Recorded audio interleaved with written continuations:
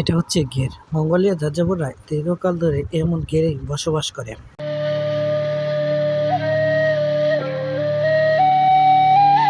জীবনের প্রথমবার ঘোড়ার দুধ পান করলাম এবং এখানে দেখুন বন্ধুরা কত ঘোড়া একসাথে।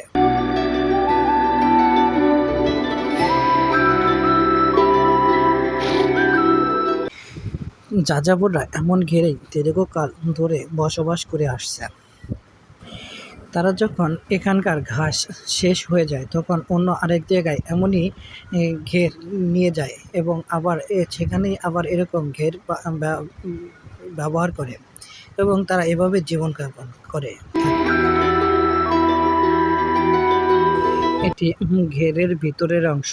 তারাদের দেখুন কত সুন্দর ঘেরের ভিতরে বসা।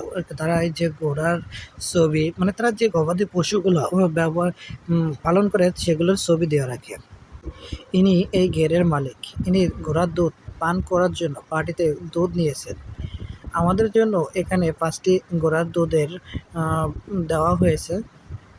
এখানে এই ইসের ভিতরে পানি আছে এই যে, আর এখানে এই বাটিতে দেওয়া হয়েছে ঘোড়ার দুধ।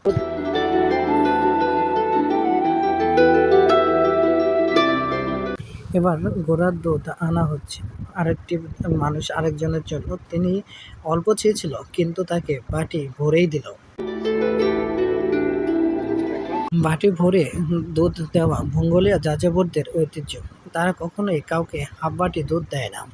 কি নেই এই ঘেরের ভিতরে? এখানে টিভি রয়েছে, যোগাযোগের জন্য এই যে ফোন রয়েছে। এখানে কিন্তু এমনি ফোনের নেটওয়ার্ক পাওয়া যায় না, তাই ওয়্যারলেস ফোন দিয়ে ব্যবহার করেন। এখানে তারা রাতে ঘুমান,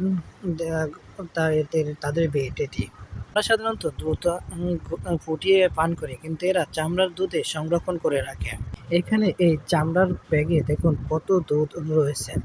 দেখে আমরা রওনা দিলাম আমাদের পরের গন্তব্যর দিকে। এটি গভীর মরুভূমি দিকে।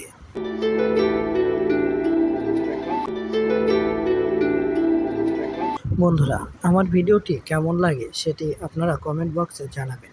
আমার চ্যানেলটি সাবস্ক্রাইব করার জন্য বিশেষ করে অনুরোধ রইল সবার প্রতি। ধন্যবাদ। আজকের ভিডিও এই পর্যন্তই।